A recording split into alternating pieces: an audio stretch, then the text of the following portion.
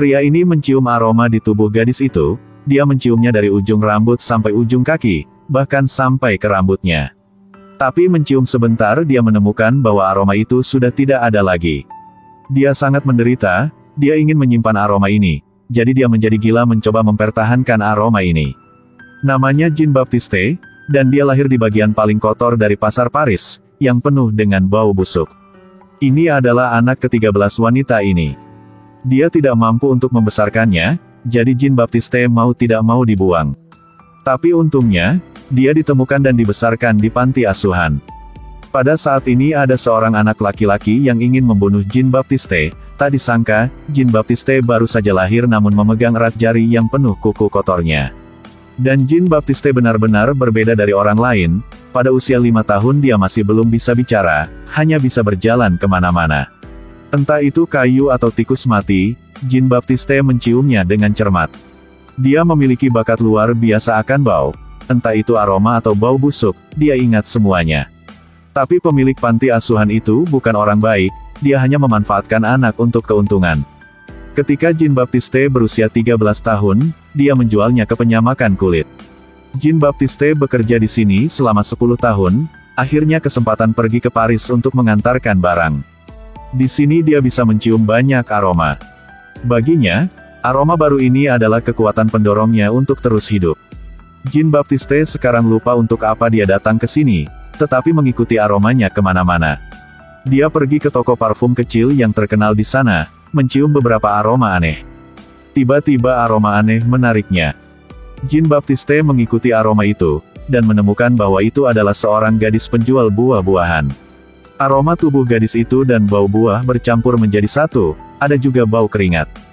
Jean Baptiste tergila-gila dengan aroma ini dan berlari mengejar gadis itu, menghirup aromanya. Gadis itu akhirnya menyadari seseorang mengejarnya, dia menoleh. "Apa yang ingin kamu lakukan?" Melihat mata serakah Jean Baptiste, gadis itu memberinya 2 buah. Aroma yang begitu istimewa adalah karena dia ditambahkan kebaikan yang sedianya. Siapa sangka Jean Baptiste tidak peduli dengan buahnya tetapi memegang tangannya dan menghirupnya terus-menerus. Gadis yang ketakutan itu berbalik untuk melarikan diri, Jean Baptiste mengikuti aromanya.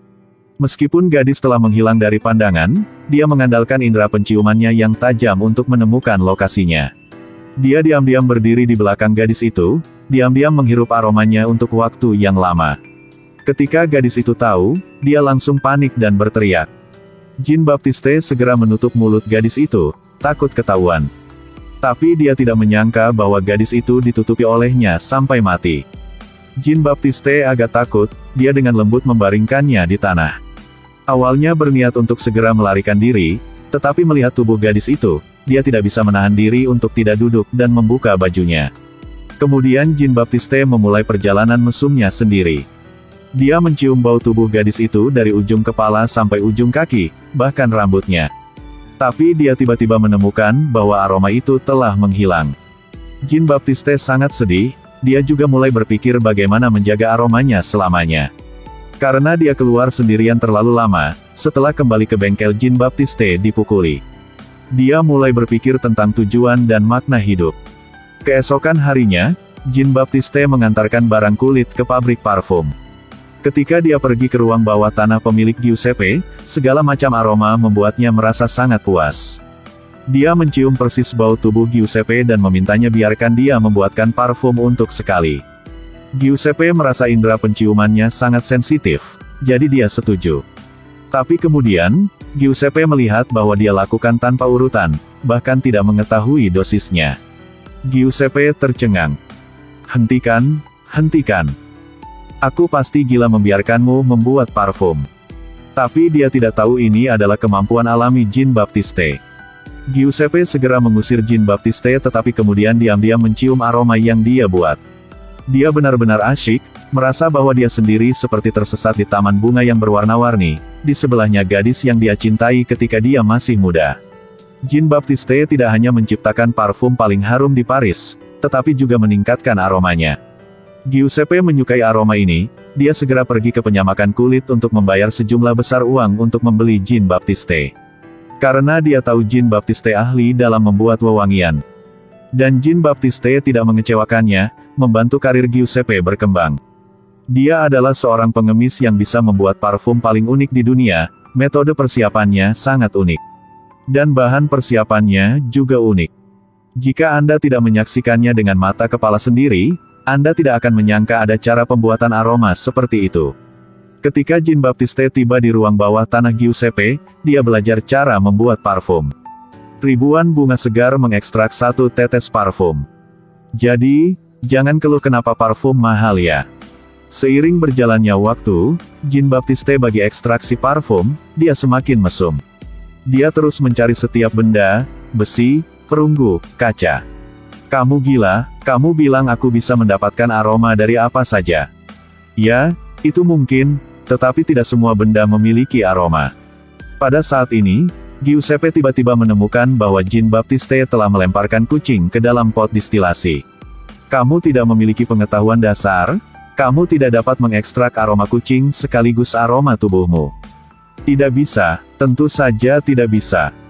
Kalimat ini sepertinya telah membangunkan Jean-Baptiste, toh tidak bisa mengeluarkan aroma tubuh di sini, jadi pergilah ke tempat lain. Tapi dia orang yang dibeli Giuseppe dengan banyak uang. Sekarang bisnis di toko itu semua didasarkan pada penjualan parfum yang dia buat, bagaimana dia bisa melepaskannya. Memang, selama ada manfaatnya, Giuseppe setuju untuk membebaskannya.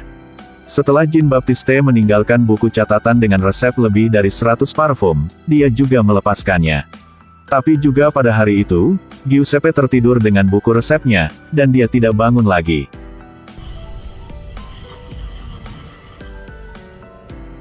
Jean-Baptiste mengikuti aroma menuju ke Grasse, di mana disebut sebagai surga dengan semua jenis parfum. Jean-Baptiste percaya di sana dia bisa belajar bagaimana mempertahankan aroma. Tapi di tengah jalan, dia menemukan dia bisa mencium semua aroma tetapi tidak bisa mencium baunya sendiri. Dia tidak ingin begitu menghilang dari dunia, dia ingin semua orang tahu keberadaannya. Jean-Baptiste segera kembali ke Grasse, tetapi dalam perjalanan dia mencium bau yang aneh. Ternyata aroma seorang gadis muda kaya. Jean-Baptiste mengejar kereta, sampai dia memasuki kota ke sebuah villa mewah. Beberapa puluh meter jauhnya, Jean-Baptiste berhenti di luar gerbang dan menatap gadis itu, juga mencium aroma tubuhnya. Dia memutuskan bahwa dia akan menemukan cara untuk menjaga aroma itu. Untuk mempelajari cara mempertahankan aroma, Jean-Baptiste bekerja di sebuah perusahaan wewangian terkenal di Grasse.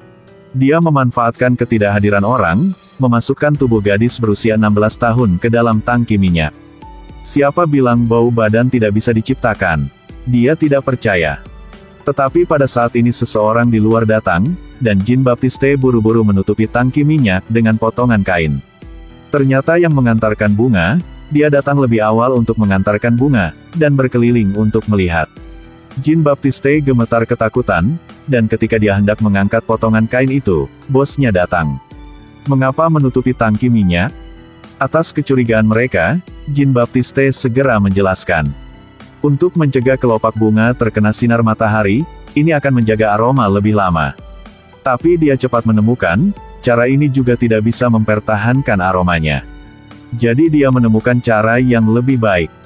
Pria ini mengambil mentega putih dan mengoleskannya kepada segala tubuh gadis itu, lalu membungkusnya rat-rat dengan kain, seolah-olah ingin melakukan spa seluruh tubuh untuknya.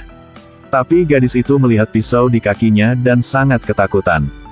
Jean-Baptiste mengatakan pisau ini digunakan untuk mengambil mentega, tetapi gadis itu menolak untuk melakukannya lagi. Kamu gila, kan? Dia membuka ikatannya dan dengan marah dan melemparkannya ke kepala Jean-Baptiste. Jean-Baptiste dengan marah membunuh gadis itu, lalu menggunakan kain yang penuh dengan mentega putih dan membungkus tubuhnya dengan erat.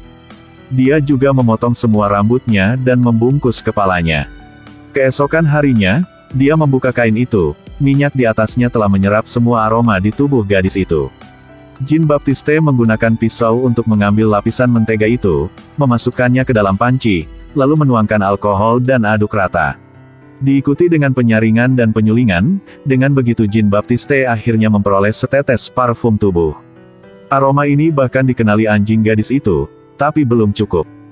Jean-Baptiste memandangi botol-botol parfum kecil, mengingat kata-kata Giuseppe. Parfum paling mewah membutuhkan 12 jenis aroma khusus yang dipadukan dengan sejenis aroma latar. Jean Baptiste punya ide di benaknya. Bau gadis kota dan gadis desa tidak sama. Segera setelah itu, banyak gadis hilang di kota, dan ketika mereka ditemukan, mereka semua telanjang dan tergeletak di tanah.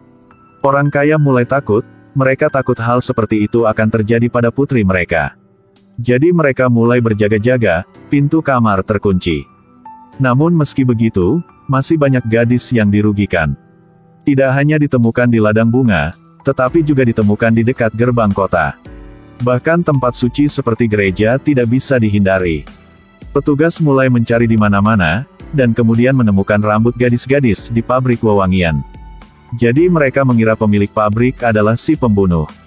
Karena dia dipukuli terlalu banyak, dia terpaksa mengaku, dan dengan cepat digantung di alun-alun. Namun seorang pria bernama Ricis menemukan masalahnya, dia tahu bahwa si pemilik hanyalah pengganti, pembunuh yang sebenarnya belum tertangkap. Untuk melindungi putrinya, Ricis mengambil putranya dari Grace. Namun tindakannya tidak melewati indera penciuman Jean Baptiste yang tajam. Karena pada gadis itu ada aroma yang sudah lama ia cari. Itu adalah aroma mulia yang tidak bisa dimiliki orang biasa. Jean Baptiste berdiri di puncak gunung mencoba mencium, dia segera mengetahui posisi gadis itu tidak jauh. Ini mungkin hidung legendaris, bahkan lebih akurat daripada GPS. Menjelang malam Ricis yakin bahwa dia aman, tetapi tidak menyangka bahwa Jean Baptiste segera bersembunyi di dalam rumah. Dia mengunci semua pintu sebelum tidur, berpikir bahwa putrinya akan aman. Pagi-pagi keesokan harinya, Ricis mencuci muka dan pergi ke kamar putrinya.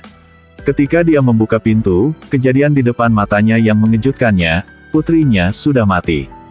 Jean Baptiste mendapatkan aroma terakhir, lalu mencampur 13 aroma khas itu bersama-sama, akhirnya menciptakan parfum yang satu-satunya di dunia ini.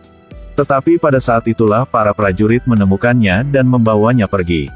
Ricis, menderita karena kehilangan putri kesayangannya, dia menyuap para penjaga untuk menyiksa Jean Baptiste. "Mengapa kamu membunuh anakku? Aku butuh dia." Segera sampai hari Jean Baptiste digantung. Tidak ada yang memperhatikan dia diam-diam memegang botol parfum yang tersembunyi di tebing. Para penjaga melepaskan rantai besi, lalu mulai memukuli Jean Baptiste. Ada tipe orang yang, tidak peduli berapa banyak dia dipukul, tidak bisa menebus kejahatannya. Jean Baptiste mengambil kesempatan ini untuk membuka tutup botol parfum, menciumnya, semuanya berubah. Kemudian Jean Baptiste dibawa ke alun-alun, tetapi anehnya, dia berpakaian elegan, dan datang ke sini dengan kereta mewah. Semua orang tercengang, seorang pembunuh berantai bisa diperlakukan seperti itu. Kejahatannya benar-benar membuat marah semua orang. Di alun-alun, lebih dari 100.000 orang datang untuk menonton, mereka semua ingin melihatnya dieksekusi. Tapi Jean Baptiste menaruh setetes parfum di handuknya dan mengoleskannya di lehernya. Dan ketika dia turun dari kereta, ada yang berlutut di depannya. Mata semua orang menjadi lebih damai juga, menatap Jean Baptiste.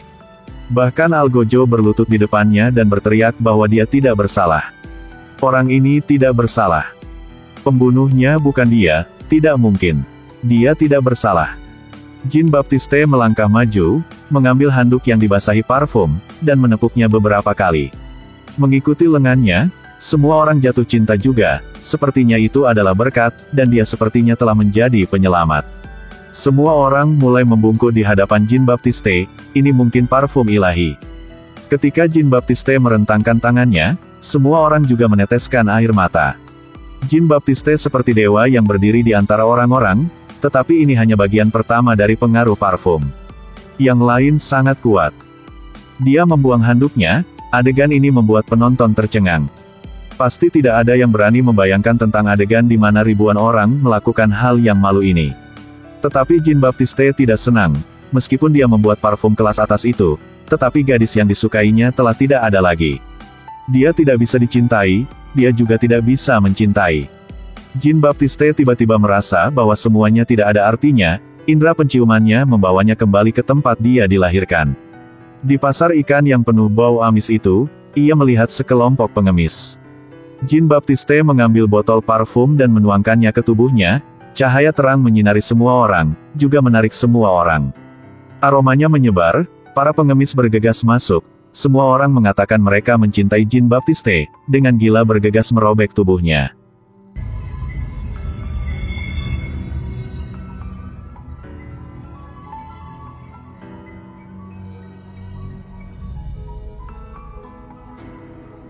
Saya rasa film ini ingin bercerita tentang ingin mencintai, menjaga cinta, dan menghancurkan cinta. Akhir film adalah ketika dia memiliki semuanya, atau mungkin ketika Jean Baptiste kehilangan bau badannya maka cerita akan berakhir. Kemudian semua yang dia lakukan, para paranoia yang indah itu, tindakan gila itu hanyalah sedikit putus asa dari jiwa rendahnya yang mencoba menyelamatkan dirinya sendiri.